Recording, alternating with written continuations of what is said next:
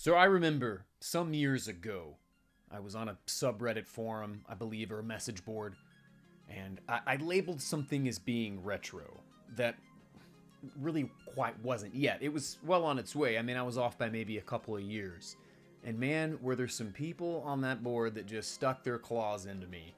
That's not right. What are you talking about? It has to be from 25 year, 20 years. It doesn't bother me that they were someone pissed in their cheer. I guess apparently they thought I pissed in their Cheerios. However, I do think that those same people may be surprised if they were to go to a show like the Retro Expo and see a lot of booths that don't necessarily have a lot of retro things. I don't care. Do you care? I would love to know. Comment down below. You've arrived at 2 Day Rentals, the channel where if you were to throw Suncoast and a mom and pop video store, Toys R Us, a record store, and an arcade all in a blender, you'd come out with a nice 2 Day rental smoothie. Me in a smoothie. That's weird. So obviously today we're talking about the Retro Expo. This came around in September of 2023, and I've been to this show before, and usually it's really spot on, and this year was really no different. What is the Retro Expo exactly? It's kind of just how the name describes it. If you're looking for retro toys, comics, anime, VHS, posters, movie memorabilia, collectibles of all sorts, there's a good chance they're going to have something you're looking for there.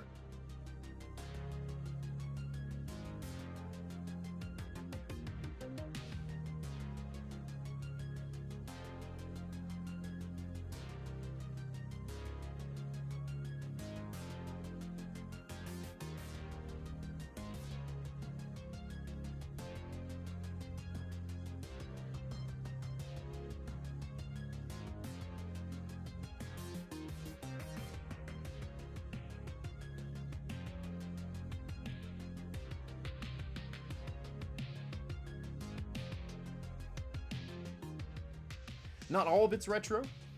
There's plenty of booths that have newer items that came out maybe in the past 5-10 years or more current than that. And that's okay, because it all ties into the stuff that I love, and I know that a lot of people that tune into this channel love to collect as well. There's also meet and greet opportunities, a chance to get a photo op or an autograph from some of your favorite characters or actors that portray those characters in movies. This year they had Michael Biehn and Jeanette Goldstein from Aliens. They had a Ninja Turtles reunion. A lot of the original cast from the first film were there. Flash Gordon reunion, Steve Guttenberg. There may have been some more. Those type of things are not something that I do a lot of times. I have before, and I'm not opposed to it. I think it's really, really neat. I just didn't partake in any of that this year. I didn't really look closely to see who all was actually there. I did peek around the corner, but it's always fun to do that.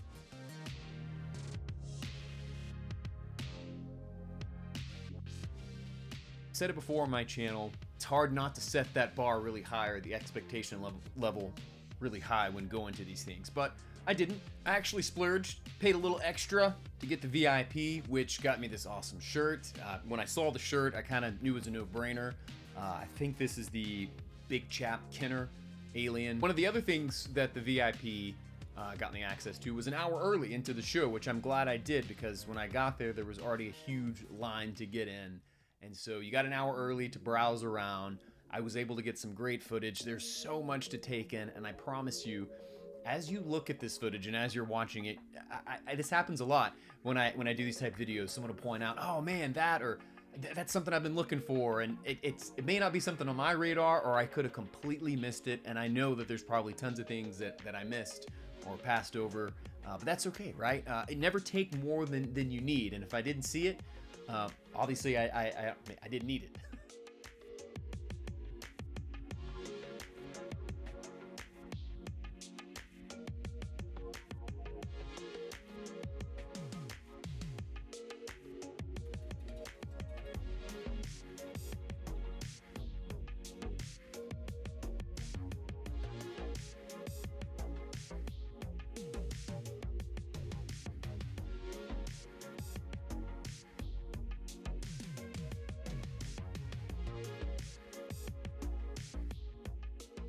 So let's get into some of the stuff I found while I was there.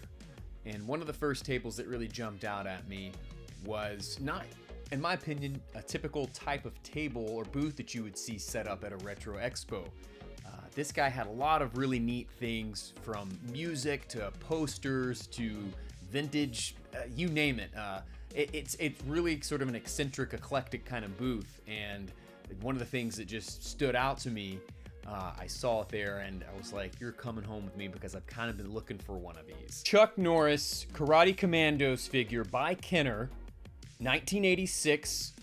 This is him in his training gi, and I'm so happy to have this. I don't have a Chuck Norris figure, and I've kind of had my eye on this line for a while, but I don't really see a lot of these just kind of pop up when I'm out and about. And yeah, you gotta have a Chuck Norris figure. I mean, Delta Force, Walker Texas Ranger, I mean, we can go on and on. And so, you know, of all the Schwarzenegger figures I have, or Stallone figures, this one's awesome. And Kenner, right? I mean, you gotta go for vintage Kenner. Who here is a fan of the Centurions? In the near future, Doc Terror and his cyborg companion hacker unleash their forces to conquer Earth. Only one force can stop this evil, the Centurions. In my opinion, kind of an obscure cartoon from the mid-late 80s. I was real into it. I had a couple of their figures. Sadly, I no longer do, but I found this awesome VHS. Tell me if this doesn't live rent-free in your head.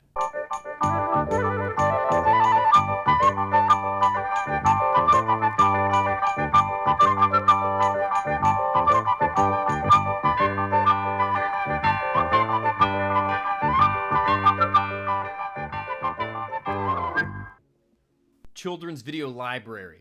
I remember their little moniker in front of a lot of videos, or little intro tag. But yeah, this was super cheap. I think like $3. And I don't see a lot of Centurion stuff at all, much less VHS. Essentially, when I get my hands on a Centurion figure, boy, this will look nice displayed up next to it. So this was a little grab that I found while at the Retro Expo. There was a guy that had a booth set up there. His name was Bobby. Really solid dude, really neat guy. He was there with some friends of his. They were all really funny and neat to kind of talk with. They had an amazing amount of stuff and really cool stuff, a lot of stuff that I like to collect. And so I'll throw up Bobby's information here so you can check out what he's all about on his Instagram. And he's actually the one, like I said, that told me about the monthly sort of swap meet that they have out here. So maybe one day we'll do a video about that and feature it here on 2-Day Rental. So I'm looking forward to checking that out and see what it's all about. But I did find some cool stuff that the other guys had for sale in their booth.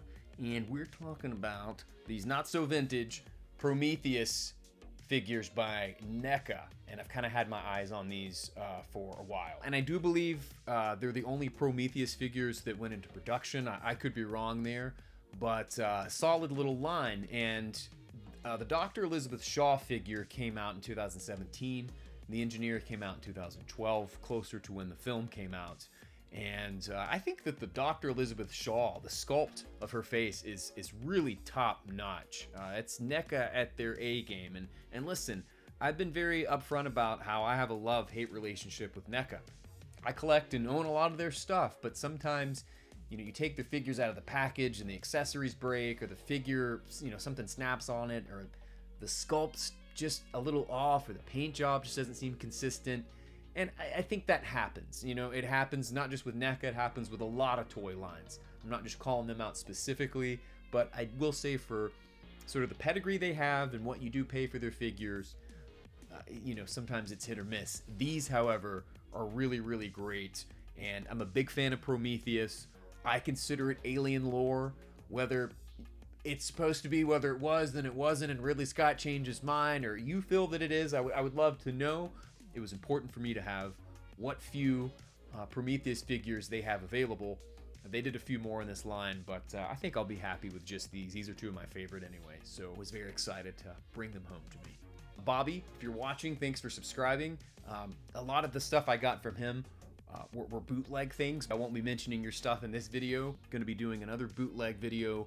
I have some other ones I wanted to talk about, and I thought I would bundle these new ones I got in with that, so be looking forward to that coming up here real soon. Sometimes it's really funny how the universe works, and for those that watch my top 5 Kenner Terminator 2 figure line, you know that there were a couple figures that didn't make my list, And there were some that, well, maybe I did pass judgment on a little too soon. Because I got my hands on the Chromium Terminator, and I have to say, my tune has changed. And I did say in that video, if I find it loose at a convention somewhere for cheap, for $3, yeah, that's a pretty good deal. And so I took it home with me, and my mind's changed a little bit. I think the action on this one, on mine, is broken, but that's okay. But yeah, it's actually, it wouldn't make my top 5, but it's definitely a neater figure than I thought. Stand out, and I could appreciate the all original design and kind of what they were going for. So I just think it's very funny that I mentioned, you know, I kind of threw this figure under the bus, like, what were they thinking? And then I said, well, you know, if I ever see it out, I'll pick it up. And yeah, so here we are. Holy Gunsmoke, Batman. It's a Meryl Streep figure from Trigun. I have a really funny story about this particular figure. I'm a huge fan of Trigun. It's probably my favorite anime series of all time. I was out in California for a brief time. This probably had to be around 2003, 2004. And I found this figure while out there, and I guess left it or lost it or something, but never got a chance to bring it back home with me. And I haven't seen another one since, and I happened to find it at this really, really cool booth. This gentleman that I got a chance to talk to a little bit, I'll throw his information up here for you. He's an older gentleman, and he travels now around selling parts of his collection that he kind of has rotated out. And he said his whole thing is to, you know, share that joy with other people, to see their eyes light up when they find something they've been looking for, or to share those, you know, stories of collecting or shared experiences of things that they all like. And I thought it was really neat having those conversations with him. And I was real excited to find this figure. Like I said, I got left behind while in California, and I love Trigun, and I would love to get the rest of these. It's by Kyoto. I'm gonna pronounce that wrong. I know that I have, but I've got a Vash Stampede that scales with this, and it'll look great with my Trigun collection. So I was really excited to find this one. More and more at these conventions, I'm seeing horror exclusive kind of booths, and I think that's great. I'm a huge fan of horror, and especially whenever you can get your hands on something like this. A critter from Critters. Neat. Oh, and what's cool about this, when I saw it, I was like, what is that? I mean, not what it's from as far. I knew what it was as a critter, but who made this? Is it Mezco? Is it NECA? Is it whatever? And so I asked the guy at the booth, and he said that it's a handmade kind of custom thing that he found, and he bought a bunch of them, and so he brought them here to sell at the Retro Expo. So this type of thing's just awesome. I mean, I just feel like you would see this in a video store, kind of in the horror section up by the VHS or something like that, but really well made. Good detail on the face, the fur, everything about it. It's immediately recognizable. I've already got a spot for it, and the gentleman who had his booth set up, he's from Elm Street Toys. I'll throw this up here, and elmstreettoys.com. So check out his website. Got a lot of cool stuff up there. He found some stuff like this, which isn't your mass produce, you know, something by a major toy line. It's a custom kind of handmade thing, and that sort of thing is really, really neat. I almost thought about putting it in my bootleg video, but actually I don't know why I didn't, because I guess it kind of is, but oh well. It made this video, so neat find, and yeah, I was glad to find it. Are you cool, man? One of my favorite booths at the expo was Cool Man Collectibles, ran by a guy named Corey. Super duper awesome dude, and the reason I think I like his booth so much is he just had so much to take in, so much to look at, both loose, on card, big box play sets, vehicles, and a lot of it was movie licensed toys. And I just love that stuff, and having a conversation with him, so did he.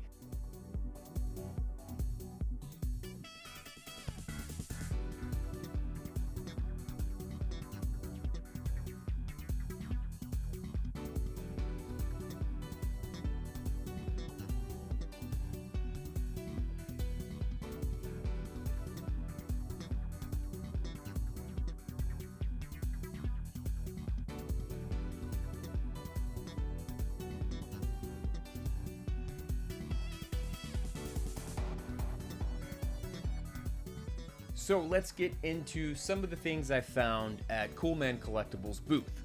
First off, we have the Rockers, Hasbro 1991. Shawn Michaels and Marty Jannetty here.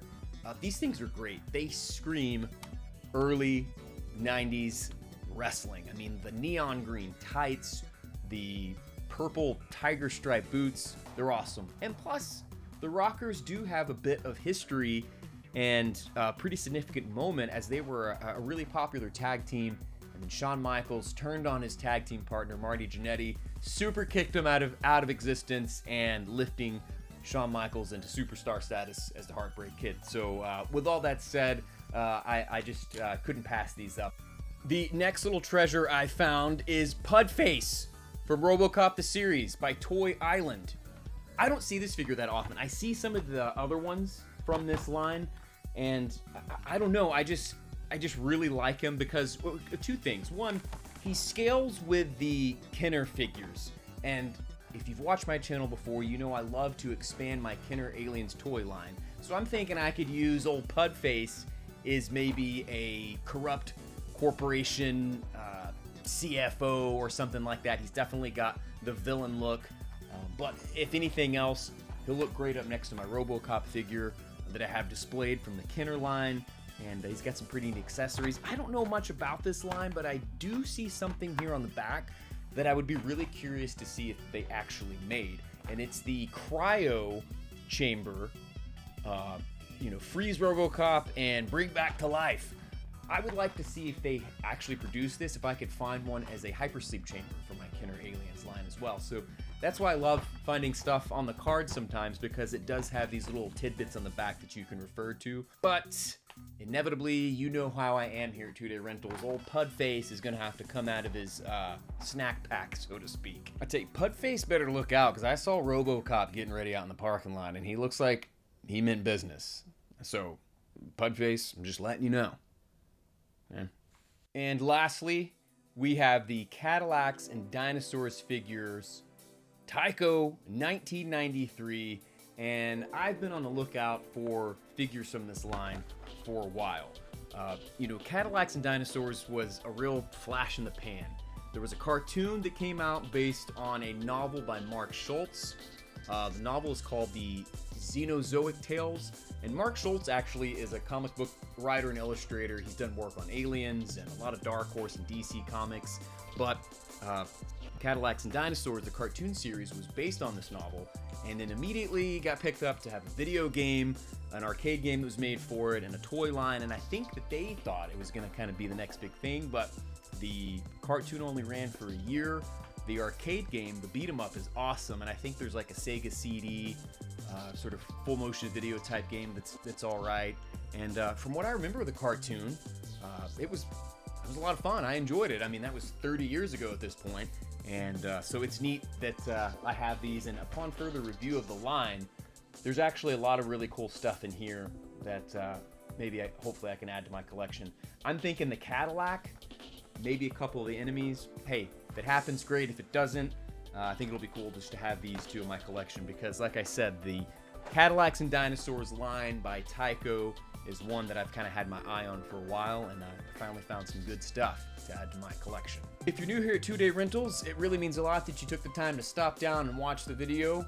Now the next step is just hit subscribe and hit the notification button so you'll be notified when I post new videos. I try to post at least 1 or 2 videos a month, okay? Sometimes it doesn't allow for it, but I can promise you that you may or may not be entertained, and that's a guarantee I can give you. For those returning viewers, thank you so very much. It really means a lot to me. But do you notice something a little bit different about the setup?